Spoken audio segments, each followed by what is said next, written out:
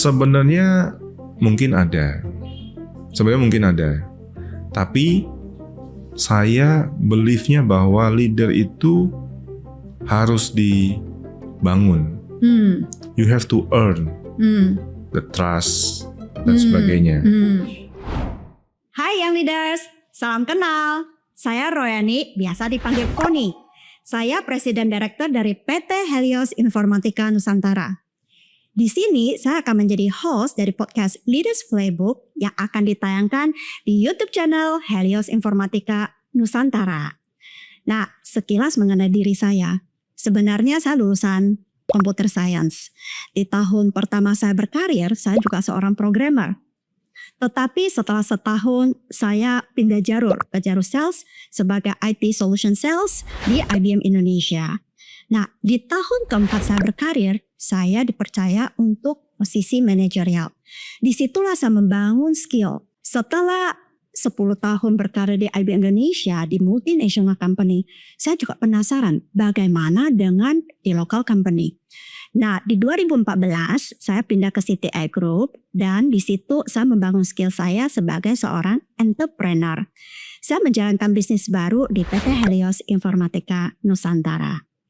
Nah, itu sekilas mengenai diri saya. Sekarang kita membahas apa sih podcast Leaders Playbook? Kenapa sih ada ide munculnya podcast ini? Nah, saya cerita sedikit the story behind podcast ini. Setiap tahun kami melakukan employee feedback survey.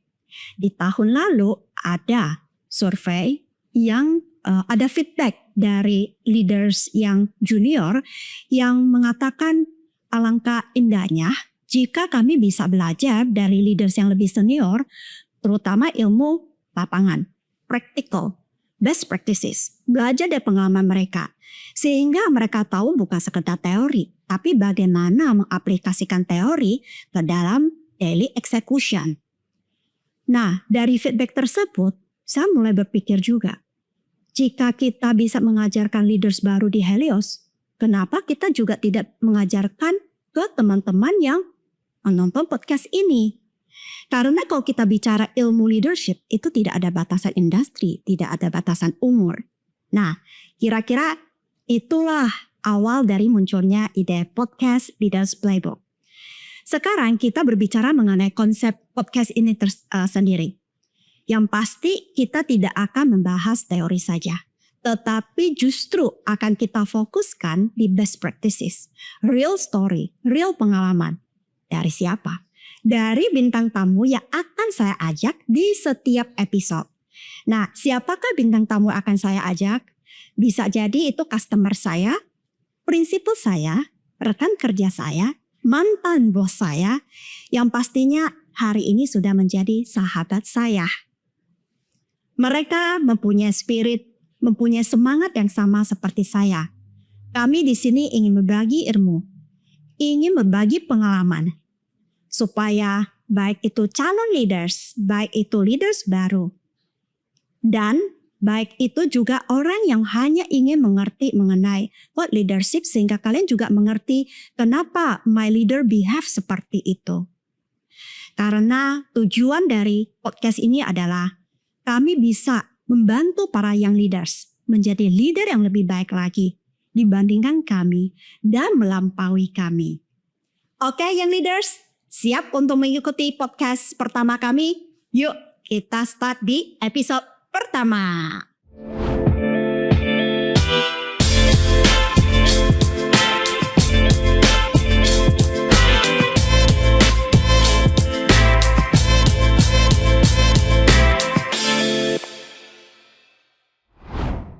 Oke, young leaders, sekarang kita akan memulai episode pertama. Di Leaders Playbook, kita akan membagi menjadi 3 bagian. Kita akan start dengan managing yourself, managing the team, and managing the business. Di episode pertama ini, kita akan membawa topik mengenai bagaimana mendevelop mindset sebagai seorang leader baru. Nah, tentu saja ini menjadi topik pertama yang sangat menarik karena setiap leader baru yang paling penting bukan hanya skill, tetapi mentalnya juga harus disiapkan. Karena kita menginginkan leader baru tentu bisa sukses. Ya, hari ini saya mengajak bintang tamu juga. Siapakah dia? Dia adalah customer pertama saya di Helios, tapi hari ini sudah menjadi sahabat saya. Nah, saya kenalkan Bapak Yudono Cahyadi. Ya, Pak, welcome Pak. Thank you. Pak Yudono, atau biasanya saya panggil Pak Yudo, dia adalah direktur dari PT Busan Auto Finance.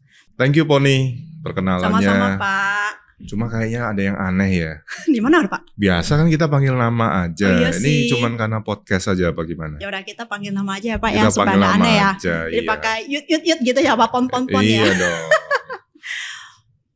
Yut, tadi kan gua kenalinnya cuma sekilas ya, Hmm. direktur dari PT Busan Auto Finance. Tapi mungkin para yang leaders juga pengen tahu profil, karena saya lihat udah start dari banking ya, sebab all the way banyakan di FSI, di banking, tetapi pernah juga di Microsoft 5 tahun, lalu balik lagi ke dunia FSI di multi finance. Nah, mungkin bisa diceritakan lebih banyak mengenai pengalaman kerjanya Pak Yudo sama udah lebih dari 20 tahun sih. Waduh.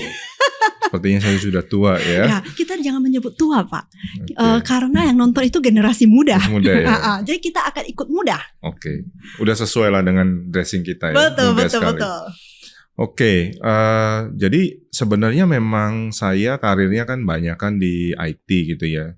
Cuman ada satu masa di mana saya juga berkarir di bidang non IT, di investment maupun di Sempat di audit, investment juga. betul. Cuman memang rata-rata di bank. Sejak tahun 2002 sampai 2012 saya di bank, ya, dari beberapa bank nasional maupun bank yang internasional. Itu di posisi-posisi yang berbagai macam sebenarnya, dari IT, internal audit dan sebagainya.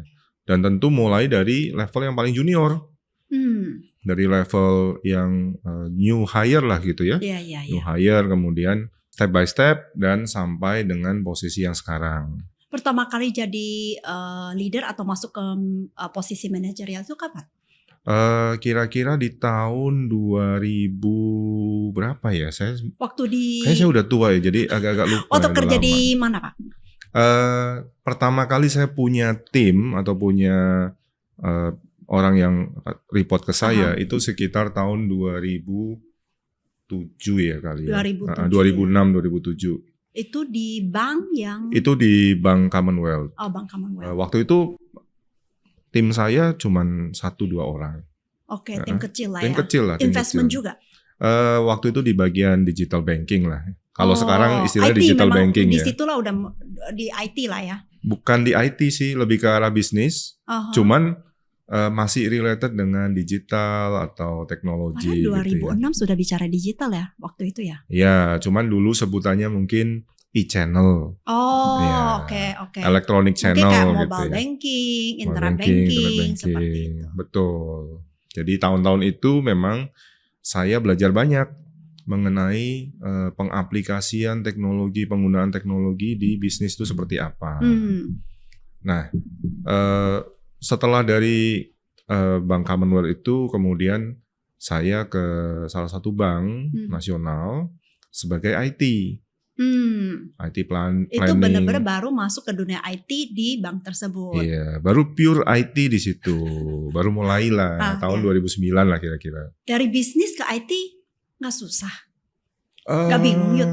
Nah, itu dia seninya.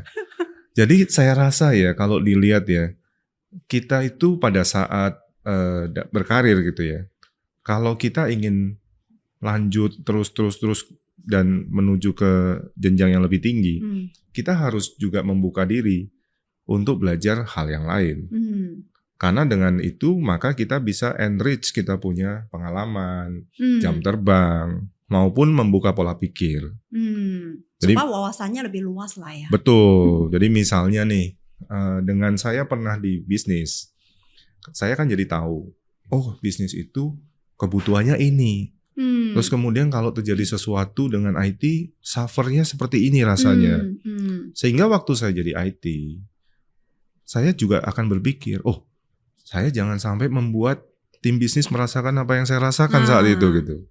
Nah itu yang membuat kita jadi lebih kaya dalam berpikir maupun bertindak sebagai misalnya IT saat ini. Itu sih. Dan setelah itu ya all the way jadi IT, di tim IT terus lah sampai hari ini juga. All the way sebenarnya nggak juga.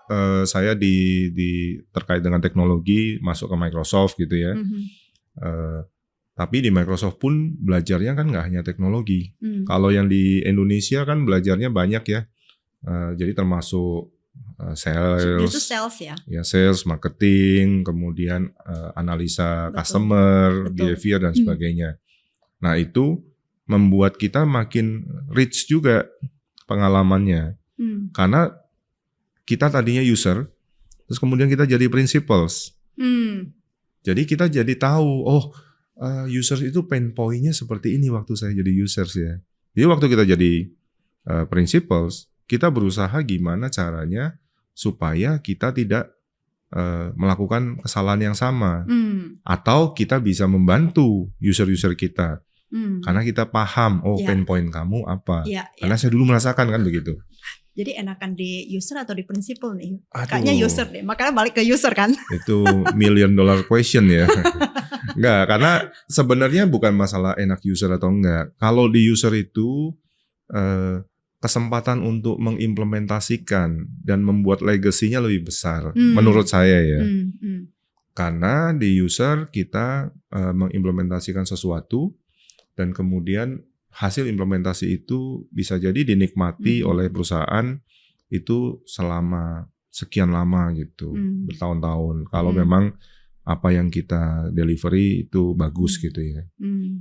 Itu sih, Woni. Sekilas tentang saya. Iya, ternyata variatif sekali ya. Kalau saya kan bisa dibilang ya start dari IT all the way IT sampai hari ini. Tapi kalau lu sendiri start dari banking, pakai investment, lalu IT sampai ke principal dari ini sehingga sebenarnya punya point of view yang cukup komplit.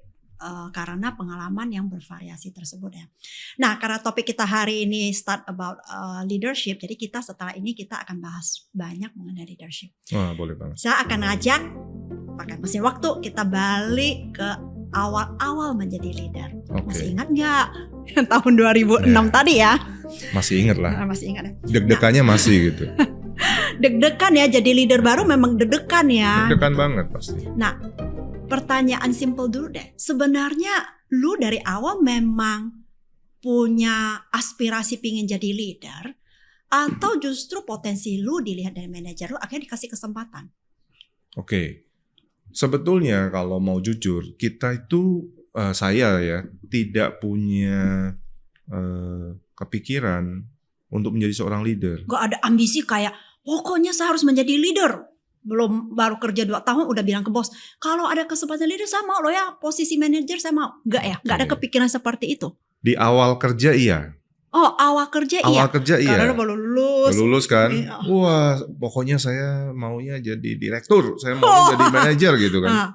Tapi begitu sudah masuk dunia kerja, saya lihat pada saat itu manajer-manajer saya seperti apa, direktur saya seperti apa. Stres doang kayaknya. Iya, begitu dilihat, ternyata tanggung jawabnya besar ya.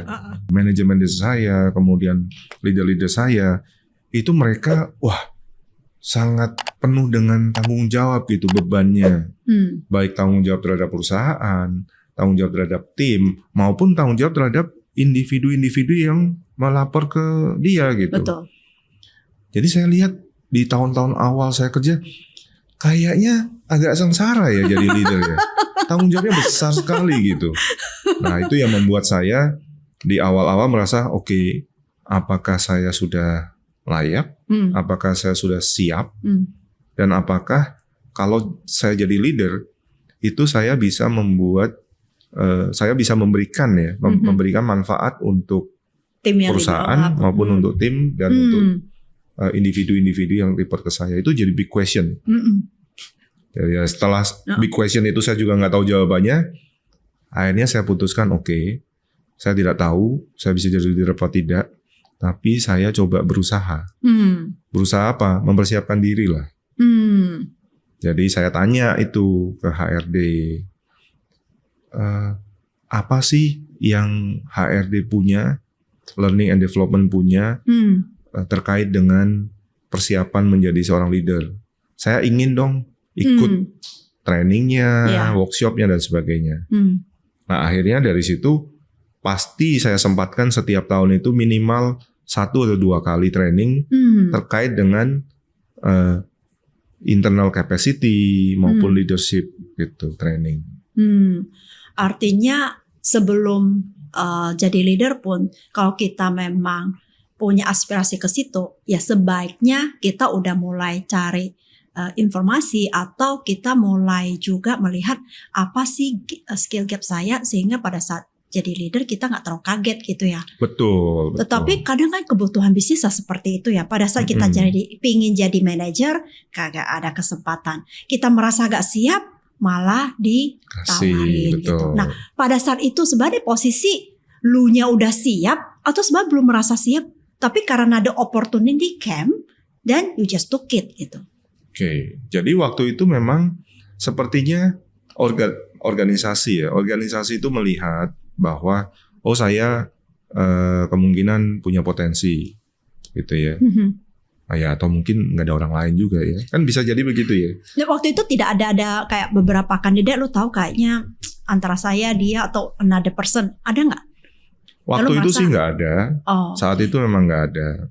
Jadi di waktu itu bank yang saya kerja itu skalanya kecil sekali. Jadi orang terbatas. Nah dengan orang terbatas mereka harus memilih kan. Pilihannya apakah hire orang baru atau coba orang yang sudah ada kemudian diberikan tanggung jawab lebih. Nah kebetulan diputuskan oke, coba deh lihat dari dikasih internal dikasih tanggung jawab lebih, dites lah gitu ya. Bisa nggak nih bocah gitu. Nah waktu itu memang masih bocah. Ya. Jadi bisa nggak Yudo ini meng-lead satu tim? Nah kebetulan ya saya ditawarkan seperti itu, saya jawab oke, saya bersedia, saya coba. Tapi saya mau timnya kecil aja dulu ya. Karena makanya cuma 2 orang karena mau start small lah. Start small. Kenapa? Karena saya pengen juga saya benar-benar bisa menguasai skill leadership. Gitu. Sehingga itulah mulainya di awal-awal. First reactionnya lebih ke excited atau ke kayak worried? Saat itu excited. Excited. The first reaction ke excited sebenarnya is a good indication. Artinya memang kita mau pursue gitu. Kita memang benar-benar firm gitu ya. Karena pengalaman saya juga pada saat ada promote di leader saya, ada juga yang reactionnya itu kayak why me and why now. Nah kalau reaction pertama seperti kadang memang waktu kita develop dia memang butuh waktu lebih panjang ketimbang yang dari awal firm. Karena apa? Keinginannya memang dari dia sendiri gitu ya. Jadi itu jadi matters ya. Setuju banget. Cuma banyak anak-anak sekarang kalau kita lihat baru kerja 1-2 tahun, mereka kan langsung bilang, saya pingin karir saya tuh jadi leader, jadi manajer gitu. Sebenarnya seinstan itukah untuk mempersiapkan seorang jadi leader 1-2 tahun? Atau menurut lu better ya 3-4 tahun lah supaya pengalamannya cukup, wawasannya cukup untuk menjadi seorang leader? Oke, kalau dari pengalaman saya ya, mungkin teorinya banyak lah ya mengenai leadership ya. Tetapi kalau dari pengalaman, di awal-awal saat kita berkarir ya, kalau saya melihat kita sebaiknya horizontal. Horizontal artinya apa? Kita perdalam. Kita harus punya satu kelebihan. Kita harus punya satu kekuatan. Kuatnya di mana? Ya, sehingga pada saat nanti ada kesempatan untuk posisi yang lebih tinggi atau menjadi leader, middle leader maupun top leader gitu ya, kita sudah punya sesuatu yang memang menjadi strength kita. Kalau terlalu instan, kita akan tidak memiliki sesuatu yang menjadi, kalau bahasa bangun rumah itu tidak ada tiang pancangnya gitu. Sehingga bisa aja roboh ya. Bisa aja roboh karena ada istilah good for nothing gitu. Jadi kita nggak punya sesuatu yang dibilang, oh misalnya Pony itu jago sekali negosiasi, misalnya begitu ya. Jadi itu memang fokus dan memang strength kita di negosiasi. Itu yang menjadi orang akan melihat, oh ya ini jago negosiasi nih. Sedangkan kalau kita belum kuat di satu atau dua area yang kita kuasai, kemudian kita sudah harus naik yang lebih tinggi sehingga melebar menjadi horizontal. Jadi sebenarnya Yudo itu bagusnya apa ya? Gitu. Sebelum kita masuk ke tangga leader, at least personal branding, strength-nya kita itu juga udah di-recognize gitu ya. Betul. Kita harus bangun sendiri. Betul. Dan itu membutuhkan waktu memang. Betul. Masing-masing orang berbeda. Ada yang orang butuh waktunya panjang, ada yang orang memang jagoan gitu ya, butuh waktunya sebentar. Saya juga melihat banyak dari teman-teman saya begitu. Ada yang di awal, wah emang ini jagoan sekali. Jagoan programmer waktu itu. Pokoknya apapun dikasih ke dia selalu selesai. Jadi dia menjadi seolah-olah menjadi sudah expert di masa dia baru kerja. Ya nggak apa-apa, that's good. Sehingga dia jenjangnya cepat sekali. Karena dia sudah mendalam, bagus, sehingga manajemennya melihat, oh ini vertikalnya udah bagus. Coba kita naikkan levelnya sehingga dia sedikit lebih horizontal. Ya. Mungkin kadang orang juga terpaku ya, bilang belajar leadership itu terpaku dengan title. Padahal kalau benar-benar orang yang passionate dan ingin sekali punya sebagai leader, sebenarnya sangat possible menjadi informal leader juga sebenarnya kan. Tanpa title, tapi misalnya ada satu assignment, dia cenderung untuk nge-lead atau make sure atau mengkoordinasi project tersebut bisa berjalan dengan baik. Nah, lu sendiri pernah melihat gak sih bahwa ada orang yang benar born as a leader gitu. Gak ada title-nya pun, dia melakukan sesuatu udah sangat kelihatan lah ini mah leader gitu. Ada nggak lu you believe in that? Sebenarnya mungkin ada. Tapi saya believe-nya bahwa leader itu harus dibangun. You have to earn the trust dan sebagainya. Jadi nggak ada tiba-tiba seorang leader itu pokoknya langsung kamu harus gitu ya? pokoknya kamu harus percaya sama saya. Oke. Why? Kan begitu ya. Apalagi zaman sekarang. Generation yang sekarang jauh banget berbeda. Apapun yang diomongkan pasti ditanya. Kenapa? Why? Kenapa harus begini? Kenapa harus begitu? Nggak segapa itu nurut gitu ya, percaya gitu ya. Nah justru generasi sekarang ini bagus sekali. Bagus sekali untuk apa? Untuk perkembangan. Karena lebih kritis ya. Lebih kritis. Lebih banyak bertanya. Lebih banyak mempertanyakan kenapa harus begini. Dan mereka lebih bisa dan berani untuk mengemukakan opininya. Nah itu menurut saya bagus ya. Sebagai generasi-generasi muda yang nanti akan menggantikan kita gitu. Yang udah agak-agak semi tua gitu ya. Belum tua amat. Iya. Nah, lalu kalau misalkan udah dikasih posisi nih ya, kalau tadi kan kita juga believe bahwa yang langsung di-appoint jadi leader langsung siap sebenarnya ya pengalaman saya pun nggak ada. Tapi pasti setiap orang yang kita percayakan ada dipromosi menjadi leader, pasti dia punya strength atau kompetensi yang memang udah jadi dan mendevelop apa yang belum ada gitu ya. Nah, tapi mau itu baru atau enggak pasti dikasih authority kan kalau kita udah dikasih title. Nah, what the authority means to you? Pada saatnya mendapatkan authority itu sebagai leader, artinya apa buat dirimu? Oke. Nah, sedikit balik sedikit ya tadi pertanyaan. Apakah saya believe dengan informal leader? Informal leader pasti biasanya ada. Tetapi informal leader itu sulit sekali untuk menjadi seorang leader yang benar. Kenapa? Karena dia tidak punya otoritas. Oh ya.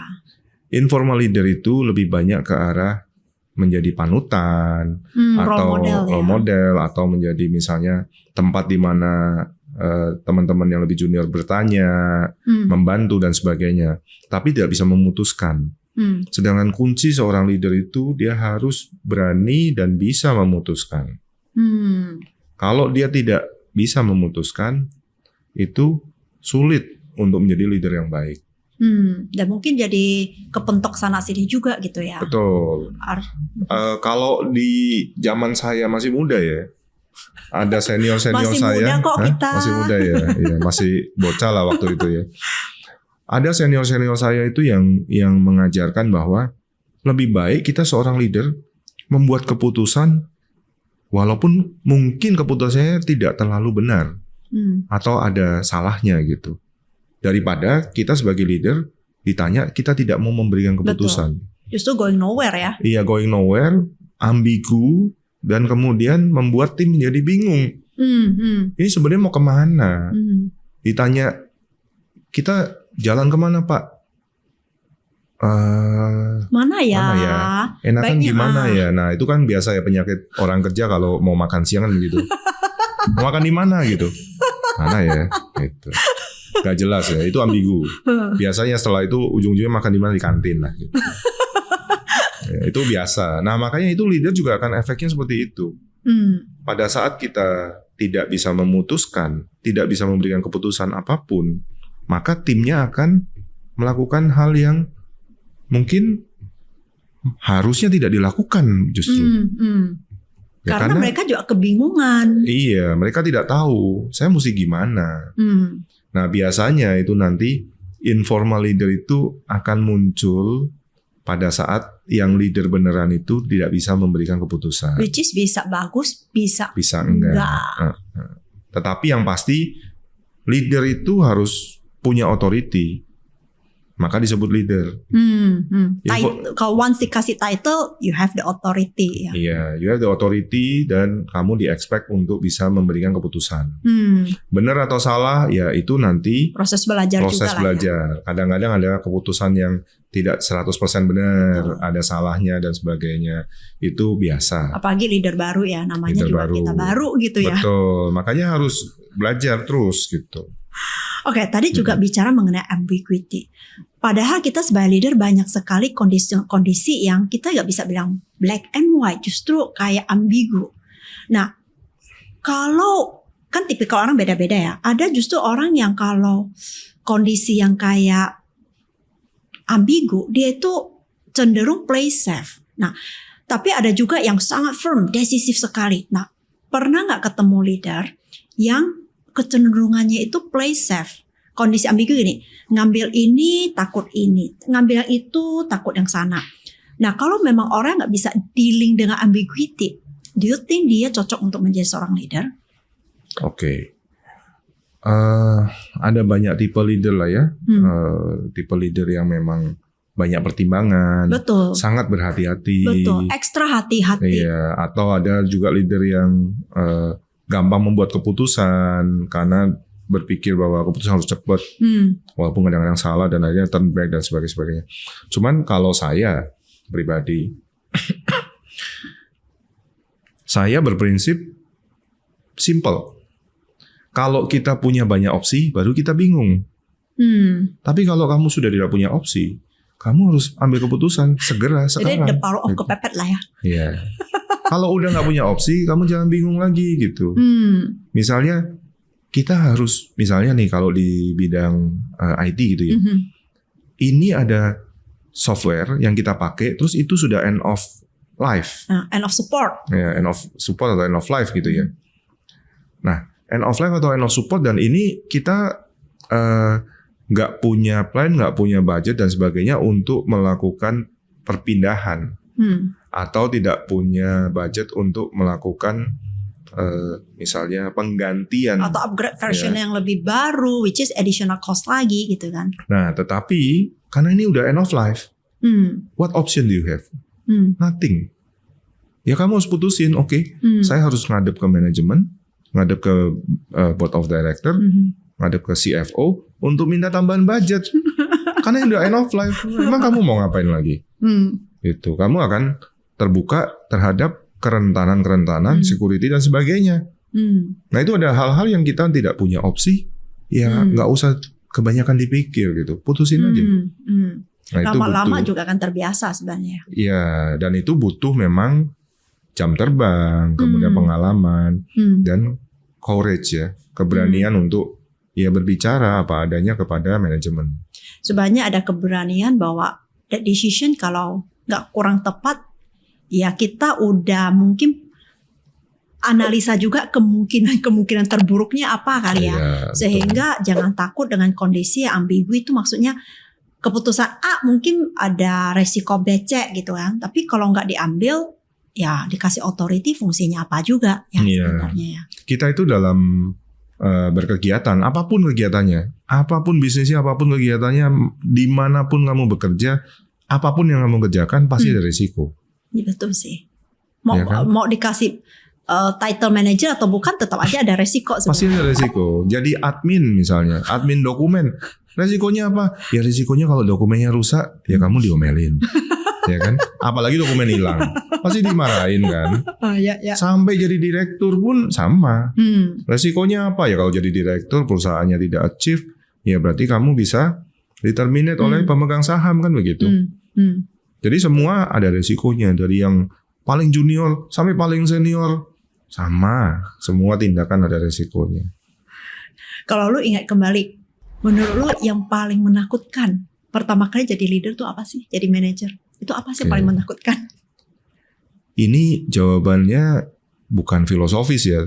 Tapi beneran loh, beneran. Bener, true. Saya paling takut kalau saya sombong. Oh. Karena saya memang dasarnya agak-agak sombong ya. Arogan ya. Jadi saya takut. Orang pintar biasanya ada begitunya. Enggak sih, orang pintar biasanya humble. Itu yang kurang pintar begitu naik sedikit baru sombong gitu. Jadi saya itu takut bahwa saya itu merasakan saya punya power. Saya bisa, tadinya saya dinilai orang. Sekarang saya punya kesempatan menilai tim atau orang gitu kan. Saya takut saya sombong. Bahwa saat itu ya, umur saya masih berapa? 25 mungkin? 25-26. Saya sudah senior manager. Dan maybe at that time one of the youngest di company itu. Sombong dong. Jangan pencapaian. Cuma gua nih yang bisa ya. Gua ini. Saya bisa gitu loh. Dan kebetulan penilaiannya bagus-bagus terus gitu saat itu. Sombong kan. Nah itu yang saya takut. Itu saya takut sekali. Karena saya takut dengan kesombongan itu, justru keputusan saya bisa berimpact kepada perusahaan, atau yang lebih celaka lagi, berimpact kepada karir dari individu yang ada di tim saya. Itu yang saya takut. Ini nggak filosofi, beneran saya takut. Karena tanggung jawabnya besar. Gitu. Artinya mindset seorang leader itu jangan salah pada saat pertama kali jadi leader ya. Iya. Kalau Anda merasa berpikir mendapatkan posisi manager atau posisi leader, Anda merasa kemenangan power dan so excited dan merasa so powerful, itu justru bisa bahaya, bisa justru menjatuhkan diri lu sendiri ya. Betul. Kalau kata Spider-Man jilid 1 ya, itu great powers come with the great responsibility kan gitu. Ya. Saya suka nonton film Spider-Man by the way. Jadinya setiap ini ingat ya. Yang relate aja, yang relate aja. Ya. Lalu biasanya kesalahan awal yang sering dilakukan leader baru itu apa? Oke. Kalau dari pengalaman saya pribadi dan pengamatan saya selama ini, biasanya the beginner fault dari seorang new leader adalah try to be somebody else.